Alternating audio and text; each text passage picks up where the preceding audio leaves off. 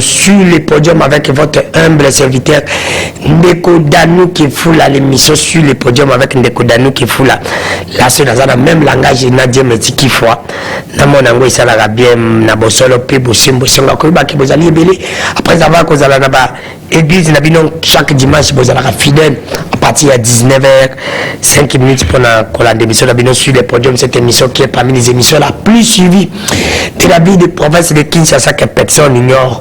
Na makambo Italie qui bon Nzambe na zane sengo ya koyamba na poko ya lelo prophète Bijou Mupina ou tu crois que plus de 3-4 mois oyo to yambi na émission na biso il y a sur le podium mais aujourd'hui on est avec lui tout encore bête ma sur l'Italie qui bon Nzambe merci à Dieu merci qui faut merci à Christa Banzelo Fiston Atunga Bruno Nzinga mon directeur de production du du programme quand même Akonda autorité morale de cette émission sans oublier aussi mon dit notre cordon Raphaël Kubuka honorable na PC Mbote place à Kolanda biso bisika nyonso merci à notre Ankolo Chenope sénateur Jean-Pierre Mbemba Igwe place à Zali Kolanda biso prophète Bijou Mupina Mbote frère Danou bonne année d'ailleurs merci pareillement Kala oui. Bonne église dans Kolo Zango Kamba. Nangola Nzambe bien. Nangola Nzambe bien. Prophète Bijou Mupina. Bande ko balbi fallait na yamba to beta masolo ba décembre. Tout ça le mois de janvier décembre il est kaki to mona kibino basana nkolo. O to le bagay de 10 de réveil bo sangana ki bo sala ki melo na ba kimbangiste catholique protestant ba tunyo bref, vous avez prié, vous avez fait la prière pour soit-disant pour la nation et beaucoup de pasteurs ont dit que le système en effet continuera à chaque fête, tout ça, beaucoup de pasteurs encore m'ont appelé, ils ont dit non, c'est inadmissible parce que bisoba chrétien, naba musulman, naba boudouba, comme tout ça, mais la de mon côté. Et les pasteurs ne peuvent pas dire ça parce que, et bien, qui n'a encore pasteur Dodo Kambas, lui qui avait dit ça, il faut aimer parler de la vérité. Beaucoup de pasteurs ont réagi, beaucoup de pasteurs m'ont appelé, beaucoup de pasteurs ont dit non, on ne peut pas laisser. Parce qu'ils doivent dénoncer ça. Frère Danou, avant de répondre à la question, mais tout ça, il faut éviter autant de pasteur. Il faut éviter puisque ils ont bien dit faut le bagage il faut le babo solo parce que bimi na monoko ba so que zala ki sangu na ngana le babo songo na ngana bonobo mais mutu abimaki namna le bité bila bebe tv mona ki peut le baki l'Éternel donc Exode chapitre 32 je lis le verset 7 je vais descendre un peu. L'Éternel dit à Moïse, parce que Dieu a vu. L'Éternel dit à Moïse, va, descends, car ton peuple que tu as fait sortir du pays d'Égypte s'est corrompu. Ils se sont promptement écartés de la voie que je leur avais prescrite. Ils se sont fait un veau à fonte et ils se sont prosternés devant lui et ils lui ont offert des sacrifices et ils ont dit Israël, voici ton Dieu qui t'a fait sortir du pays d'Égypte. L'Éternel dit à Moïse, je vois que ce peuple est un peuple au cou roïde. Maintenant laisse-moi, ma colère va s'enflammer contre eux et je les consumerai, mais je ferai de toi une grande nation. Donc, makambo ozo salama siko esi salama pe na tanga Moïse. Il y a un seul Dieu, un seul vrai Dieu. C'est qui? C'est le Dieu de Moïse. Ndeko nanu banzambe baza ebele ya mokilo oui kilongo ba Jésus ko pe banzambe ko banzambe baza ebele banzambe baza ebele omona bazwi mwasi moko yende nzambe bazwi mobali moko yende nzambe bazwi eloko moko songolo pakala ba image songolo pakala bango nde banzambe.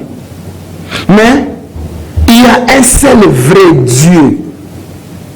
Si vous vrai Dieu on est nani, ils ont nzambe ya Moïse. Les dieux d'Isaac, les dieux d'Abraham. On n'a pas allé Dieu ya Moïse, les vrais dieux. Oh le Seigneur li batuba samela. Batuba adoré, batuba obéir na parole na ye, ils ont Dieu ya Moïse. Eza banzambe oyo te ya binzambe nzambe oto bango bazo benga biso binzambe nzambe bango nde binzambe nzambe mutu nyonso oza na nzambe ya Moïse te automatiquement eza binzambe nzambe yango tozomona ba doctrine komi ebele mais okomona bango na misala na bango awa nzambe alobi nini batu balongwe na bonne voie parce que Baki conserver nzambe mususu. Mais ça se fait ici au Congo. Ça se fait dans le monde entier. Baki conserver nzambe mususu. Nzambe ya Moïse te. Si quoi nzambe Moïse est nani?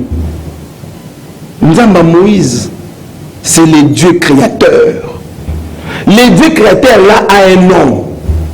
Bon, banzambe, oui, bozana banzambe ebele, mais ezana mutu moko azala nzambe. Tanga yena mokili, akoye ko se présenter que na nzambe te, parce que ayaki na mission à sauver. Akoye bate ko je suis Dieu, non. Mais ya mutu wana to sambela ka nzambe moko biso nyonso. Te. Bango bazana banzambe na bango ba musulman bazana banzambe na. Comment tu peux dire que le baki bazana banzambe na bango? C'est là on a démontré. Alors tu démontres. Ba musulman bazana banzambe na bango, catholique na nzambe na yi. Bataki mbango tu ba non bango banzambe na bango za Saint-Esprit azana kambo. Batu de Dieu de non ba na donc ba bazana banzambe na bango. Mais si ko na zo talisa que il y a un seul vrai Dieu wana ezanzambe ya Moïse. Ezanzambe ya Moïse dans un vrai Dieu. Il a expliqué comment il est le vrai Dieu Nzambe ya Moïse. Nzambe ya Moïse aye na mokili. Aye comme Nzambe te, aye comme sauveur. Ne eloko oh il y a certaines doctrines oh bazana ba Nzambe mususu. Bazona ko étouffer comme on a Jésus.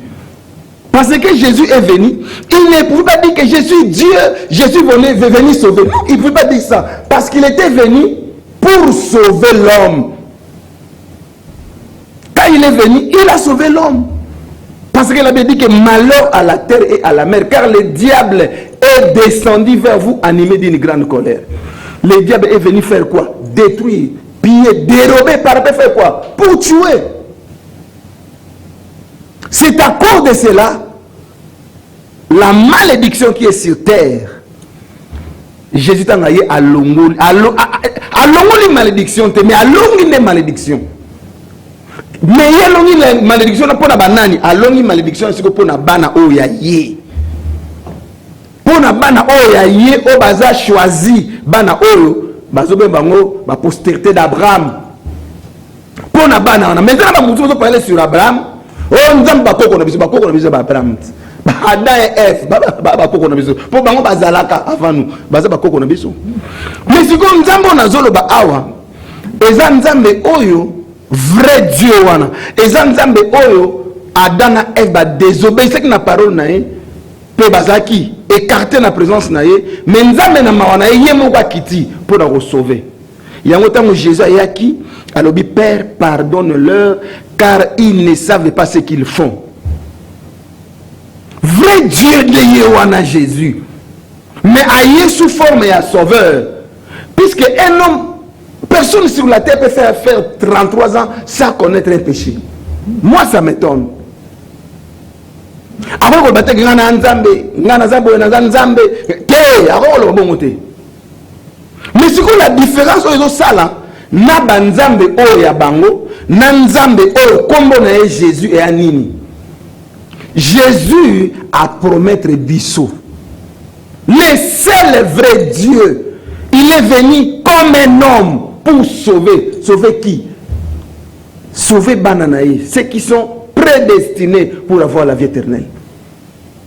Aïe, Jean 3,16, Dieu a tant aimé le monde. Dieu a tant aimé le monde, il nous a donné son Fils unique. Il y a un Dieu, l'unique Dieu et l'unique Fils, c'est Jésus. Mais pasteur Bijou, allons-y. Si côté où Jésus a y, et là vous avez différencier Jésus, bon Nzambe na y, na banzambe na bango, Jésus a loba, a okufa, et le troisième jour, a Rosalaka ressuscité. A Koufi le troisième jour, il a été ressuscité. Et puis après sa promesse, et pas na banana na kei, na koti kabino sel, bongote mais na koti kabino Saint-Esprit. Ah, on est quand le côté à Bernamis. Les Bernamis, c'est là où vous êtes. Écoute-moi. Et là, Jésus a tiqué la biso, c'est le Saint-Esprit. Jésus a dit que le Saint-Esprit. Et il a dit le Saint-Esprit devait nous conduire dans toute vérité. Jésus ne nous a pas laissé un prophète. C'est faux. Automatiquement, il va comme une lignée à faux serviteur. Comme il servir Banzambe Moussousou. Jésus nous a laissé que le Saint-Esprit. Et puis pour confirmer que Jésus il est le vrai Dieu, Jésus a promis sur la vie éternelle. Jésus allait préparer des places et je reviendrai vous prendre. Vous comprenez? Accueilli, mais attiquer les promesses. Tout le bango na banzambe na bango. Banzambe na bango promesse nini oba pesa pour na biso batamokili. Tout le bana benga ba musulman tout le bango promesse nini o nzambe na pesi. Benga ba kimbangisi tout le bango promesse nini. Benga ba témoin de Jéhovah. Benga bango no banzambe na bango. Promesse nini oba pesa. O banzambe na bango ba pesa. Mais Jésus a passé sur promesse. Il y a la vie éternelle. Accueilli qu'on prépare bisika, à kozonga. Koya kozwa biso. Et c'est que oya kozala, biso betozala. Au moins c'est une différence. Il y a un vrai Dieu. Nzambe ya Moïse. Nzambe ya Moïse a attendu ma promesse. Il nous a promis. Je reviens bientôt. Et si c'est un vrai Dieu, c'est Jésus-Christ. Jésus-Christ, il est le chemin, la vérité et la vie. Jésus-Christ est le chemin, la vérité, la vie, selon le prophète Bijou Mopina. Non, selon la parole. Selon la parole. Selon la parole. Alors, le prophète Bijou Mopina, ils n'ont pas parlé de Jésus-Christ. Les pasteurs ont dit tout simplement que tout ça, Nzambi Moko. C'est pour te dire que non, Nzambi Moko, Nzamba, Jésus-Christ. Est-ce que Jésus-Christ est Dieu? Ou bien Jésus-Christ est le Fils de Dieu? Parce qu'il habite au Sambilaka Nzambi Moko. Tout le monde sait que Jésus-Christ est le Fils de Dieu. Pour voir le Père, il faut passer par le Fils. Mais ce n'est pas Jésus-Christ qui est Dieu, le prophète. Voilà. Expliquez-moi un peu tout petit. Quand le bagayezo Nzambe et l'accès aux la vie éternelle. Mais qu'on mette en pratique sa parole. Merci. Obéir à sa parole. Il y a des gens qui crient Jésus est Dieu, Jésus. Dans les jardins d'Éden, diable a commis ça Nzambe. C'est le diable à travers le serpent. A commis Nzambe. Donc, à Ibisi, Adana, Eve, que Nzambe ali kolo tellement sur le lien pour commander tiye. Pour les a commandé Nzambe. Aujourd'hui, a commis Nzambe. Donc Nzambe soko nous commander tiye liambu mana. Pour Nzambe ali kolo bino bana se. Koyeba ko bagayezo Nzambe za chinute okota lolo. Mais sinon okota lolo, il faut mettre en pratique sa parole. C'est tout. Si ko bato ba sanga nyona na question nous lazong ça na répondre sur la question wana. Ceux qui gouvernent le PC si ka bato ba sambela. Ils ont bête. Ils ont bien. Parce que le gouvernement Mboka Konji te Mboka président Mboka akabaki Mboka pa Nzambe. Maboka Nzambe. Mais aza pasteur te. Si quoi aza problème ba pasteur ba yeba. Mais lui il a sacrifié le pays entre les mains de Dieu. Moi je crois que c'était le Dieu de Moïse. Est-ce que Dieu pas y qui paye à moi? Atuna kamutuna ngande ngande kodanu na loba kaka faut le babo solo kopesa maboka Nzambe za pomte Nzambe pa yambi zela na biso batunyo so bakenda opesa ofande Nzambe abimisaka moi pona batamana na sanza pona batamana na batmabe Nzambe agerisaka mutu ata mutu ana kindoki Nzambe ageririe mutu ana machine Nzambe ageririe mutu nous a poussé na pa Nzambe oyoka e parce que Jésus a couvert batmabe. Merci. Comme dans ma bé, nous sommes tous des pécheurs. Nous sommes poussés à pas naïe. Nous avons oyoka. Ce n'est pas un vrai montage moka à consacrer par Nzambe. parce que si nous avons eu tout le monde a fait secondaire. Moi je ne fais pas la politique. Nous les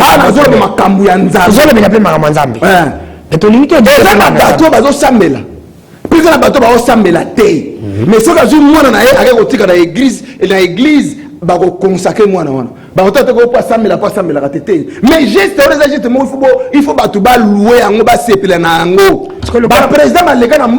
c'est le premier président il faut passer il faut pas se perdre si on se perdre moi ça me tonnerait et on va tout basambela la solo bazu ango pe basangani bango nyoso po basambela président le bagi te nzambe ya boazuka nzambe apesi président tangaki comment nzambe tabaki ya bino ba chrétien te abaki ya musulman te abaki pe ba ya nzambe boko côté pasteur bijou comment lingo récupérer que ça pour bino ba chrétien voilà et ça pour ba chrétien on va parler sur les vrais dieux il y a on a expliqué nzambe ya solo et à Jésus. Après cette promesse à Roya Rozoabiso. Donc cela signifie quoi? Oh, nous sommes mona et les cas. Mais il y a une autre vie après la mort, c'est la vie éternelle. Jésus il a promis de biso yango. Oh, nous avons promis la vie éternelle, c'est sur Zanzambete. Non. Bango banza, soki nous dans Zanzambete, a repromettre la vie éternelle. Pasteur Bijou, mais Jésus Christ azali mona Zanzambete. Pourquoi bino bonimbo tia biso na kati ya confusion? Prophète Bijou mopina. Dans pe bosolo. Soko lingo za na confusion, mo za na confusion. Tango Jésus ayaki, akoko ko lobateke na Nzambe. Mais soko fandi par le Saint-Esprit, ne pas gagner Nzambe. C'est par le Saint-Esprit. Tous ces gens qui disent que Jésus n'est pas Dieu, ils en manquent à Saint-Esprit. Ces gens n'ont pas le Saint-Esprit. Et puis Saint-Esprit pour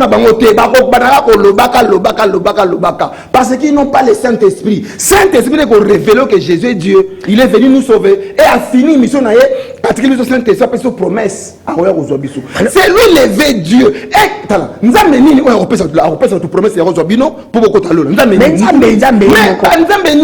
à travers le prophète Jésus-Christ. Banzambe nyonso wana baza ba faux. Dans nous kokena gauche droite to kena na écuménisme. Kende ya metezo kende malem de prophète Bijou. Si koton ba consacrer mboka pa Nzambe. Pour ngai na yebi ke eza les dieux d'Abraham, les dieux de Jacob, il est d'Isaac. Les dieux d'Isaac. Longo popo na lobi nzamba ngo ndike nzamba ngo président na lobi ezaka ya bino moko. Azoki Bible. Azoki Bible, c'est ma Bible. Mais il a quand même parlé. Moi, je crois qu'il n'avait pas parlé. Bon, je ne pense pas que Bato Bazala qui ont tout autour naïe, oh Bazo ba parole ba lobaki. Bon, je ne sais pas. Soit qui mais ngai na kati na ngai na yebi que le président n'est pas un musulman, Azaki Mbangiste, mais il est président de tout le monde. Mais assemblé dans l'église, oh Bato ba yebi et pas Roland Dalo. Il n'est pas pasteur Roland Dalo, les pasteurs prient là-bas. Donc lui, c'est un chrétien. Il prie. Avant, vous avez dit que n'a personne pas musulman, n'a personne qui mangue, c'est non. Mais, comme il est président, il peut aller dans la doctrine, on a pensé que il y a papa et batonio, on a mission mais la mission dans le président il non lingaté. Jamais. Jésus a président président. Non, lingo za commission boka net ya ba chrétien pour za chrétien. On est en dictature même on a makambo tali ki bozambe. Te nazo linga na expliquer yo que tout ce qui est na politique bato commencer la politique bato va commencer la politique mais il y a éclairci bato va excuser la politique mais sauf que moi j'ai dit la vérité quand on va consacrer mboka pa Nzambe et ça geste moko louable là mais si on prier pour la nation qu'on paie sa salle pour pas prier et ça m'a bêté mais si on va serviteur oh ya Nzambe ya solo oyo baza na promesse Dieu d'Isaac, Dieu d'Abraham, Dieu de Jacob, Dieu de Moïse. Bangonde sikoyo nde ba oye ba que Nzambe on a linga mélange té. Alors maintenant pasteur prophète Bijou Mopina maintenant le grand problème c'est quoi? Nous devons dire la vérité. Ba pasteur de belé au télé mais il faut dire la vérité, nous sommes à la télé. Vous m'avez appelé, vous dites que vous êtes mécontent de ce que les pasteurs chrétiens ont fait. Vous ne voulez pas que nous puissions citer leur mécontent. Puis c'est cette bataille musuba aussi les kamusuba yebité. Mais ngana za ko expliquer siko. Merci. Alors laissez-moi poser ma question. Vous n'avez pas voulu ça. Mais alors problème ezali ya ba pasteur nde ba yebi ke za mabe ou peut problème ya ba ningo musuba yaki parce que bango ba ko na ba yebi ke bosa milanza moko par ignorance. Mais za bino nde bo yebi qui maintenant batindi ki baninga na mabe. Dans ngana yebi batu ba na village. Nzamba recommande ba sambela po na mboka. Kosamela pona mboka zakati bo samela pona mboka pona jour à bonne année na butu na mio sambe bonde nzamba yobino c'est faux badora nzambe na tongo na midi na poko ezaka na pour tout ko bonne année tozimboka to consacrer non c'est faux c'est que le président c'est la kiwana geste wana eza louable mais si ko ba serviteur o ba sala ba kambuana tango ba sangani nzamba mélange te yango na tangele bino awa nzamba ya mélange te nzamba ba juste azanzambe ya Moïse ndezanzambe alingi mélange te yango na tangele bino awa batu batanga Exode 32 hein botanga yango à partir ya 7e verset bokita Exode chapitre 32 botanga yango bana Israël tango bakena nzambe mususu nzamba moni bango nzamba siliki. Or si le vrai Dieu c'est le Dieu de Moïse si autant batu ba écarté ba comme na nzambe sous forme ya mwasi moko boye bakena nzambe sous forme mobali bakena nzambe sous forme kieko moko boye to eloko basali batu totala yango to mundele moko boye na colonne de feu likolo. Tout ça automatiquement va écarter la bonne voie. Parce que nous avons une image. Lui, c'est sa parole, obéissez, mais c'est là à pratique, c'est tout. Mais si vous êtes serviteur, on va s'engager ensemble. Peut-être par ignorance. Peut-être je peux dire par ignorance. Parce que quand on va s'engager, musulman a prié Allah. Moutou qui m'a parlé à ressemble à Kimbangu. Nous église réveille assemblée Jésus. Donc batu na batu si ko tambo sengena salle moko bang mutu na mutu assemblée nzambe na ye. Si ko nzambe mélange te. Est-ce que nzambe ozana bango ka prier na bango? Non, c'est faux nzambe ka bango te. C'est pour dire que nzambe yo ka ne prier les 31 te. Dans nous ta zone le bano bo. La lingi na tema ina monoko. Nga pe la lingo répondre bi potema ina monoko. Tembe senga pe na tri mutu na mabe. Na bibi ke nzamba yo ka kitwa yo kwa kite. Pa bango la ndabisho na ndako bana bezo bayiba. Na zone le bana oboye. Eza na batu oyo basambelaka mpo na mboka mpe basambelaka haute voix te mpe moto azosambela ya solo un vrai chrétien akosambela mpo na nation na ye akooblige gouvernement te kapese mbongo to apese salle apese stade non parce qu'il y a des gens qui gênent pour le pays mpe bana besoin teke bapousse na pema baautorité bana besoin kopoussa baautorité te bazosala oyo nzambe alobi na bango mpe nzambe akoagir na bapriere oyo arecommande bango.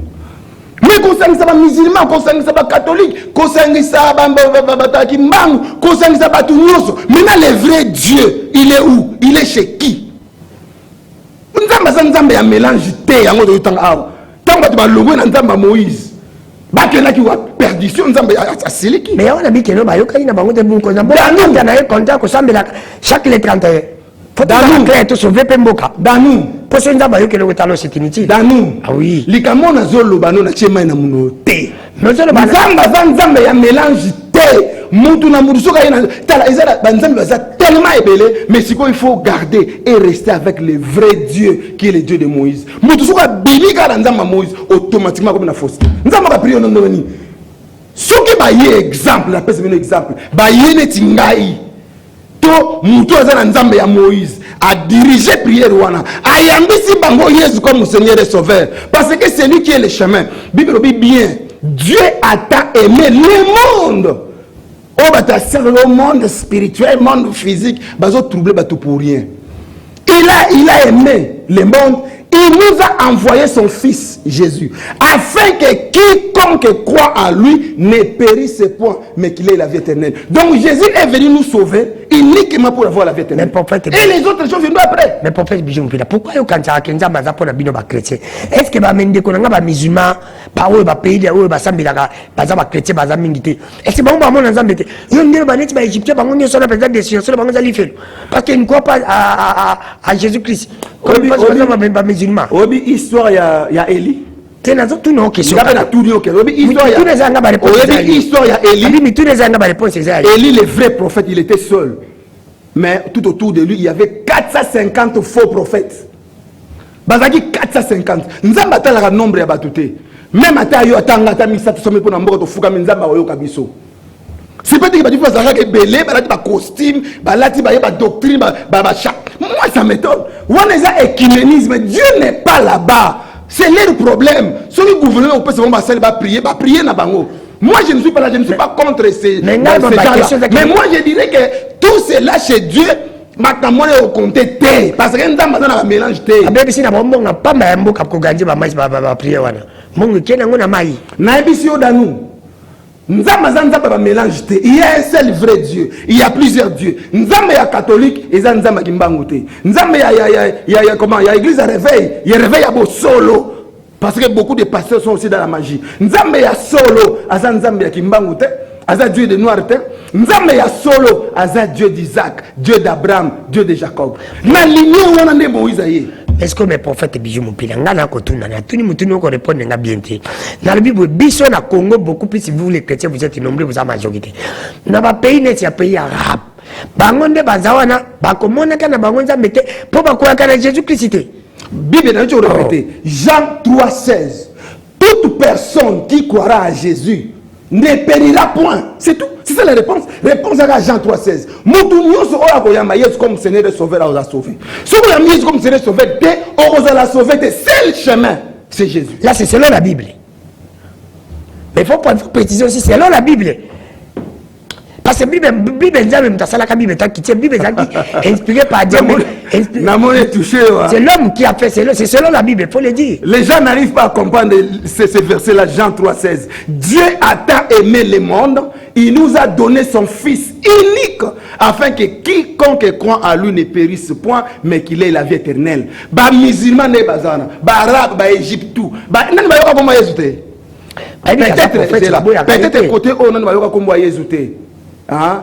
Peut-être na souveraineté en Zambie. Mais bato nyonso basi ba yoka kombo Yesu qu'il est le sauveur. Ba boyi na bango. Bango siko nzaba osani. Akamona makasa pesa la vie éternelle. Non, c'est lui qui Jésus est déjà la vie éternelle. Siko yo boyi na yo. Obi non c'est Mahomet. Alors, Dieu va faire quoi? Prophète bijou pila bango ba boyi aka Jésus te ba lui qui Jésus azali prophète. Neti ba prophète nyonso. Neti Mahomet. Pour ça neti Mahomet, ce n'est que normal. Mahomet promotion après ça. Après sa mort, il a laissé quoi? Mais Jésus nous a laissé le Saint-Esprit et il nous a promis la vie éternelle. Tout le monde a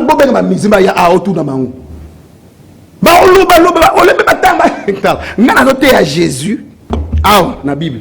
Mais dans la Bible, tangi na confusion nyonso bazomona ba danser ke ba yebi nzone ba yebe lote et peut-être bijou mopina bango ba kwaya oyo le bike ba kwaya kana Jésus Christ mais ba tambola kana ko ba nzambe ba musulman ba yebi ke ba musulman ba nzambe ko ba chrétien musulman yebi ke era ko sambe era ko. Il y a aussi des pasteurs il y a des chrétiens aussi qui ne craignent pas Dieu. Ne dit seulement les bisous. Il y a des chrétiens aussi qui ne craignent pas chrétien na bino ba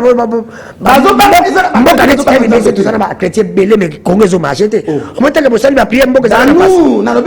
Chrétiens et belé ba nzambe te. C'est pas seulement les musulmans. Na bina ba chrétiens. Et belé ba nzambe. Oui. Yango reconnaître que yango Congo peut la passe. Oyo na bino na mabanga alors.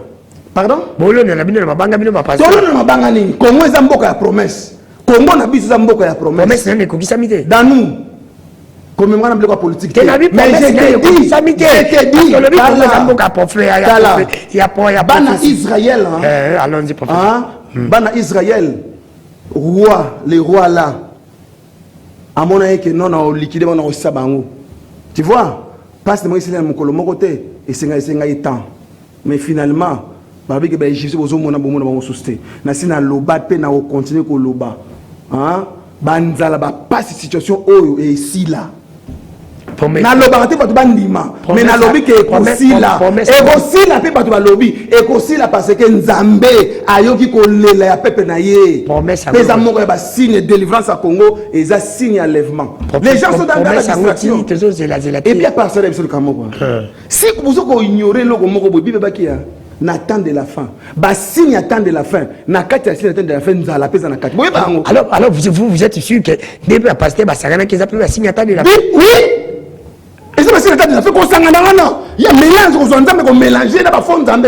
Et ça c'est parce que l'attend de la fin. Peut-être comme il a passé la Congo, donc on va passer Baki ça mais signe attend de la fin. Mais comment il a dit que Banzala là il a signe attend. Allons dire prophète. So il a Loba na yo ça c'est sur les podiums et je sais qu'on mais ils ont émission pour ngazo pour mouya.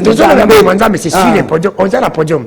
On a la podium non. Danou pasi ezalaka. Non parce que c'est le mot on doit mettre ma B. Tu vois pas chrétien. Zenem c'est le mot na ba chrétien. Mais pas chrétien na ba comme on a loba parce qu'on a loba. Na ba chrétien peut-être comment ba justeté. Allons-y. Si on a injustice na bango wana ba ko aider mboka te ba ko aider peuple. Sauf que ego dépendre na mututé au dépendre na nzambe. Pour na ni tant Kabila les pères ya qui n'a pas ce exemple. Pour tant les Kabila les pères ya qui va fondre les portes à côté na facilité. Les gens disaient quoi? Mobutu Bomimboka. Mobutu kufa. Mais si quand le président Félix a lobby on a sincère, tellement il est sincère. Il a dit que Mboka vous disait kufa to sala to tombola Mboka. Bino bo zongo ko balusango. Est-ce que bino bo samela ya solo? Mais prophète Bijou. Mais tala danu. Nani ya hotel ils sont mitema ya batwa. Eza na haine. Mitema batwa. Baza na souci il y a kosangana te po babongisa Congo mais Congo ko bongana volonté mais prophète Bijou mo pilobi ke mutima batizana haine mais mutima bateye kozana haine mo bino be église botineti mayebo ko côté à chaque pourquoi monter à Kalaka bosa la musala te bino ba journaliste bosa la musala te bino ba journaliste bino ba pasteur que mensonge est punissable bobi ba toucher ba sala nzambe te mais comment muta ça sincère le barango la cité moi que kufa to teka mutu mtamta to parna mais tant au président telemi na sincérité nyoso to ko sala effort to mola mboka pombo ko kutese kufa alors il faut pas que nous ninga lobby mais ni tema mabe tellement mutu aso boye ko la juste ko boya na parole nzambe aza pe injuste a comme ko luka comme tellement ça politique ya ça comme politique est passé comme ça la politique mais va passer ni bazar la politique mais va passer wala na va passer va tellement ça c'est inexplicable pour moi mutema ya mutu nengeza batu balinga la sincérité na robi so kamo pete osalo passe na mutema eza vérité ça ngate ça ndi bandi batu balanda biso passe si tout million de ba chrétien o mo batu balingi sitala o mo ya mokilia so za na vérité na munono ato sambela te ba combattre o mo ne mokilia ça je parle de prophète Bijou Mopina onyenge ba ke musala président le bi vérité est que batu babo yango mais musala nzabu biki batu bafungola ki mutema et pas Kabila le père akota mbuta boma kimboka oui mais bon Kabila akota ti bafungole mutema Kabila fils ya bongisi quand même mboka kufa ki soute danu poser ba question ma nzambe mais na lobi ka loko wana natali ce que loko wana po bolingi pete mutu moko azali boso na bina kosa kabino mais lui dit la vérité ce qu'il a dit c'est une vérité toloba ba mboka kufa oui non oye bien tant Mobutu azalaki Mobutu bomimboka c'est dans mutaya bike mboka kufa Mobutu bomimboka Kabila eko sexe quand même mboka danu ça on le bossa la opposition moko pour ko tombola mboka mais bino bossa la opposition pour na comme ma haine na mitema ba batu ba déformer c'est pas journaliste mais batu même haine on a ezali ba chrétien parce que ba bela ba mboka on détoni na ba chrétien pas des musulmans ba chrétien ba ko lexa haine ce n'est pas nous bino bossa la musala pamba ba passer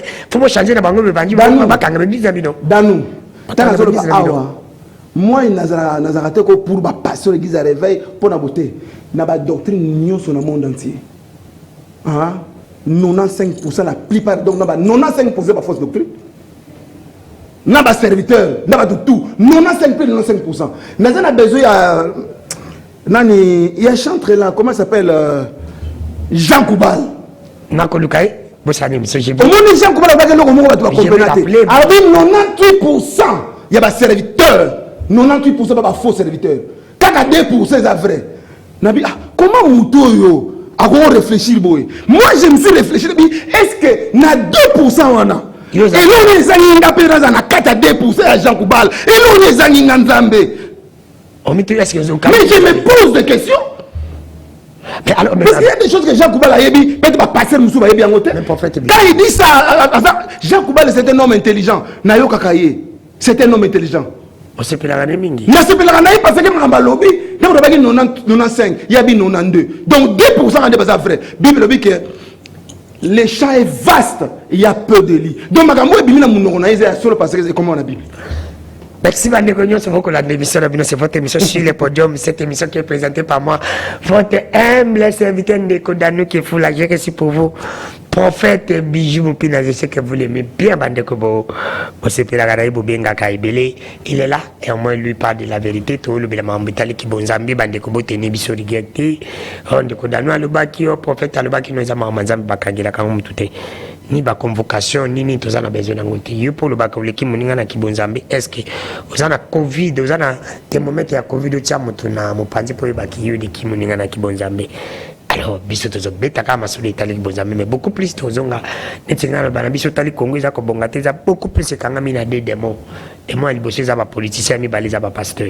Est-ce que pasteur ba faux pasteur? Non prophète Bijou Mopina, est-ce que vous êtes sûr que vous êtes aussi conscient que beaucoup de gens le disent ngana le bien autour que ba pasteur de belé o boyi bani na Congo vous ba faux et on dit bino de bolinga botia mboka nere te cause la faux pasteur et comme mamboka nererité mais bas autorité wana ndeba luka ba vrai serviteur ba ko ba ngondele nini oh ba ko ba mais c'est vous qui yo ba ba autorité ba bité que o aza vrai o aza ba yeba ba ndeni parce que bino de bolinga ba yebi ba na sagesse ba yebi et ba bêtise ba passer ba so sala awa ba bêtise telle personne mon signe comment un pasteur un pasteur divorcé sans raison valable. Bon, mais bah tu vas l'andi. Mais ce que j'avais pas moi si par exemple ça sali on te bien comment ekobo. L'amour supporte tout, pardonne tout. Yo te amour souté l'amour supporte tout, pardonne tout. Yo ça pasteur. On regarde mon kili pour vivre na plaisir à mon kilia. Il y a un aussi gros boya basi et puis passer aux mois tini moi en Afrique du Sud, tini moi na États-Unis, à que de aucun la bana. Yo balaki pour que la bana ba motika awa. Yo la ba retraite bien pour ça. Exemple mo ba signe so ya ba faux serviteur. Na moi si ngane na zana yo wana. Na rofanda na ye atana ke na bandu na ozana mosi na ngai na zona tika yo vanda kuna ngana vanda kuna mais ko bagete ti be po sambela ti na nem se ko bon ko sambela mingi za synonyme te ozamona nzambo ko talola mais ko kota lola il faut mettre en pratique la parole de Dieu. Même prophète Bijou Mopina merci je vous aime beaucoup c'est la base ko balobi par exemple ko kota lola ils apona ko sambela ou bien ezali par exemple pona ko po te pesa ba geste d'amour c'est veut dire quoi ko pesa neti ba ko kabela bande ko ndito mona ko sala ba don bande ko balobi beaucoup plus ça ba don parce que ba ko mona ba jouer ba musicien qui va sambela te mais ils sont là pour faire des actes d'amour et nzamba ko pambola monke beaucoup plus ba question ba sambela ka pe ba ko pesa fande le ko Bible lobby, celui qui mettra ma parole en pratique aura la vie. Pratique mettre en pratique. Mais bon, va mettre en pratique parce que mettre en pratique la volonté. Mais la volonté, ça va juste geste. Parce que la bataille na magie, bima na magie. Dans au monde nous avons relative chemise na yo na montre za yo. Mais ba pasteur o bazala ba magie wana. O biko l'équipe banko ko envier bango te. Ata ba tongi ba église wana ba chaîne na télévision, ba zone ba veste, ba la la te. Parce que tant tout là yo ba ko envier parce que yo o sala musala na yo, o zo moins 10 francs na yo na passi. Mais bango sikoyo ba jeu pas diable. So ba te bango sur la restitution. Ba ko zongi sa nyonso. Ba otika na lo. Le prophète Bijou Mopina, mais ni ne sala que mona ba jouer, ba toi to le bakana ba même ba bande comme sous ba musicien, ba zo pamba parce que ba zo poser ba mais ba chrétien rien, chrétien musu banda au samedi mais a pamba ba là. C'est quoi non je sais. Comme chrétien est synonyme comme riche. Mais bien bon la pauvreté n'est pas pour Dieu. Mais la pauvreté n'est pas pour Dieu. Jésus hein Joseph a supporté Zeminae. Vous comprenez? Zemoutou papa yebanate mais Joseph a supporté Zemouana. Tant que Jésus a koufi à cet article qui Joseph une grande entreprise à ménigérité. Maria me mazebi mobala yebanate mais tant que Jésus a koufa kenda a comme ça Marie la reine du monde te a comme ça attirer ba millions de dollars na banque te ba église nous c'est comme ça va tout riche ils avaient église en Zambété Bible lui que les riches hériteront difficilement le royaume de cieux. Alors mais ceux qui passent là azo comme ça va tout riche et ça fausse doctrine automatiquement et ça nzamba Moïse. Mais papa pasteur peut pas le pauvreté ça nzamba parce que Dieu lui-même n'a jamais été pauvre. Jésus est riche, l'or et l'argent lui appartient. Celui qui est comme riche et Seigneur na yé assemblée là attend la classe à sala musala parce que la Bible nous dit mutako lia na mutoki na yé. L'homme devait travailler, yo travaille to fandika bo zo sambela mongo yo likolo. Ah, kene na magie, ya moni mo ba kena magie à cause ya kolula ba kena magie ba osala biloko oyo eza contre na parole nzambe mais ba ne toucher pas mes oins. Un oin de Dieu dans la magie, un oin de Dieu dans des sciences occultes. Un oin de Dieu. Est-ce qu'un oin de Dieu peut faire ça? Un oin de Dieu c'est la vérité te a banga. Oh, ba ko bomanga ba ko tanga. Non. Celui qui protégera sa vie la perdra. Mais celui qui perdra sa vie à cause de moi la retrouvera. Moi j'aime dire la vérité. Tala, batu nyonso wana, so ngana passer nzambe ya solo. ce sont mes enfants. Na olinga bango nyonso. Ezo na PPRD, ezo na IDPS, ezo na MLC. Ceux qui osa mona nzambo na église, yeba kenga na osambela po na yo pe na olingo. Prophète Bijompila, qu'est-ce qui bloque les Congos juste? Les temps. Non, quand les Congolais prient beaucoup, les Congolais travaillent. Parce que quand on dit que la vie appartient à ceux qui se réveillent le matin, les Congolais, chaque temps, quand on dit que la moutokino que je vais porter chaque jour, tu vas prier sans cesse, passer, écoute, tu vas Congolais, tu prieras sans cesse, même dans le marché, même dans l'hôpital, tu vas bien, même ça, mais pourquoi toutes les conditions sont réunies par les Congolais, Congolais sont qualités? Bon, na boya nga langage, on va Congolais, ba fainéant. Les Congolais ne sont pas des fainéants. Baba fainéanté. Mais ils ont une situation où ils ont un mboka. Ndé celle que vous avez travaillé, mais vous se retrouver. Il y a un lobby que batu bako se retrouver. Ata lelo tata lobité, ata lobby wana batu bako se retrouver. Omoni, ce serait dans la volonté de Dieu qu'on change mboka, ils ont bague magique té hein. Au bétu mboka changer. Ah, telle la mentalité à batu, na quatre gens penser qu'ils m'ont yibi. Bah tu as la place au Ibi. Bah tu as la place au Ibi. Pasteur derrière. Yo tika maintenant le bas. Non tel chose. Là va passer ba mi Ibi. Ya solo. Bah tu as la place mo ba comme ba kopa au sakanate. Ozomona.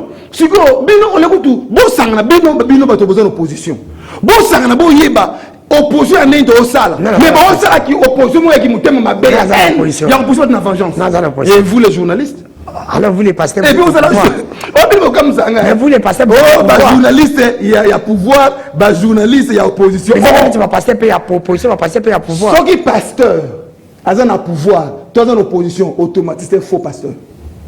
Passer à cause de la partie politique. Alors on va passer au niveau sur la kendeki na baseigneur. Na émission que ceux qui pasteur a commis si ma IDPS, a commis si ma PPRD MLC, a un parti, c'est un faux pasteur. A osala juste été. Babina Bibi il faut travailler puis Babi parce que la des exemples à Paul on a battu ça bataille c'est ça non Naba église Babi on peut battre la banque ils ont étudié pour travailler vous les pasteurs paraissez que vous ne voulez pas travailler Naba église na biso n'est-ce pas bata ba parti politique nyoso baza siko vous avez un parti moko hein on te comporter comment on te comporter mal aux injustes. Vous les pasteurs paraissez, vous ne voulez pas travailler, vous avez un temps plein. Vous avez un temps plein, vous avez pour aller à l'église. Tala, vous avez serviteur nani? Vous pasteur paresseux. Bon, on a serviteur nani? Pasteur paresseux. On serviteur de Dieu. Bon, nani? Serviteur de Dieu. Qui va me payer? Tu évites ce qui dit à moi. Qui va me payer? Si moi je suis serviteur de Dieu, ministre de Dieu, celui qui va me payer c'est qui? C'est Dieu. Dieu peut me payer à travers de toi, tu me payes. Dieu m'a payé, mais à travers de toi. Merci, pasteur prophète. Nana un ministre, naza na valeur dans mon kilo, que le ministre de la finance et économie, que le poste politique wana. Bah moi un temps ici, mais oh yangai, ils ont libéré tina okufa pe na kelo. Prophète Bijompila to ici, batuba reteni nini par rapport à il y a veillé le 31 décembre, ndenge ba pasteur ba sambela et qu'est-ce que tu peux dire à notre gouvernement par rapport à la veille ba pasteur ba sengi zalaka na kaka na conférence ndenge il est wana yobo yango. Bako sala boy. Comme bako sala boy. Batu ba sambela pa na bango na ba doctrine na bango. Gouvernement tika ba tsam na ba doctrine na bango. On le ba sangisa. So ba sangisi bango wana ba prière wana nzamba oyoka ngote nzamba mélange té. Bandala eti lobby. Jamais. Alors que prière wana nzamba mélange té. Ozomona mais ceux qui ba yé ba nimi comme Seigneur c'est lui le chemin. Ah, c'est lui la vie. Parce qu'il est tout aujourd'hui par le Saint-Esprit. Mais si vous bango batele dans le Saint-Esprit, bango batele dans Jésus et puis si vous savez na bato batele dans Jésus. Batele dans le Saint-Esprit. Alors ça la prière sans nzambe. Non, alors la prière wana batika bango comme président auto gouvernement bato nyonso. Celui ba repesa bango mbongo basamela para bango. Batika bango basamela côté na bango, au lieu que bazo bango basangisa bango. Et puis, pasteur, moi, j'ai dit que ces pasteurs-là, yebi vérité. Yebi. Talanga, ataboni ba million. Oh non, il y a yo pakeno yango, il y a des prières ensemble. Non, il y a té. Non, bizima, yo samedi pensa bena otio. Non, il té. Non, pas l'exemple. Non, contaté. Zama mélange. On fait tabala, on fait Zanzambi. Eli, hein. Il t'a qui monte. Ah oui. Azali yemoko. Azalaki qui a 450. Malgré belé na bango, bakita montote. Mais yo poko za peka yepi na parmi ba fo po sambili nzamba le. Té na osanga na bango kwani. Elias sanga na bango. tant faux prophète wana basali kata sera basali ba prier na bango Elia croiser en boka otala bango Elia sambela na bango te tant Elia sali ba prier na ye Elia sali prier na ye moko au moins différence merci pour merci pour merci c'est comme ça que ça se passe c'est l'émission sur le podium je vois beaucoup d'appels faut pas nous appeler nous auditions en direct merci na bidon ce bolandi biso j'ai senti que cette émission parmi les émissions la plus suivie de la ville prophète de Kinshasa c'est l'émission de bundana match à football match ko beta mame pas beaucoup l'émission sur le podium merci na bidon sur bande ko la moni vraiment ba peine na bidon et belé la moni quelques tests na même pas moyen na tanga yango na kotanga yango après na ko comme ça ba je suis pas prophète Bijou Mopina même pas WhatsApp je le fais merci na bande ko nyoso bolinga kande ko danu ke fula de candidat le bana bibo comme ça merci na prophète Bijou Mopina bonne année na mama Chani j'espère que na pesa ki malobana mobali na yo aboki ote mo na msa ko nzambe na bosa na kate même ba pasteur ba bosa na te na yo le bela yezu na le bela moi na pena pesa mbote no inusi no nous ça va charité beno dîner commence par ça OK na pesa mbote na libuta mobimba bana na nyoso balinga na merci na bandeko nyonso ya kitambo na pesi binombote na merci l'équipe technique na ngadje merci qui fois mon réalisateur patron de cette émission je les salue merci à toi aussi Binonzi à mon frère et ami merci à Christian Banzolo fiston Atunga Didi Doudou Montiki qui est mon directeur de production quand même à Konda autorité morale de cette émission mon directeur de programme sans oublier notre DG Raphaël Kiboka honorable na pesi mbote place à Zakolanda bana nyonso Momba c'est votre député l'homme qui mérite l'homme qu'il faut la place qu'il faut il faut besoin na place merci aussi à notre patron Colochen Oyo sénateur Jean-Pierre Mbima prophète Bijou Mpina aussi si numéro de téléphone non? Bon que Dieu vous bénisse numéro de téléphone ezali 00243 90 92 91 227 je répète encore 00243 code 90 92 91 227 que Dieu vous bénisse dans le nom de Jésus. Merci bandeko, merci na bino nyonso. Pour la nini li papa batu balata kango chaque fois. Si vous talati chaussure era comme nanda ko fala ta li papa. Ata na voiture ya moto li papa ezala kaka. Mais pour la nini na manifestation balinga otika li papa. Est-ce que li papa nyonso ko katana na fiti? Tunanga elengelo bani.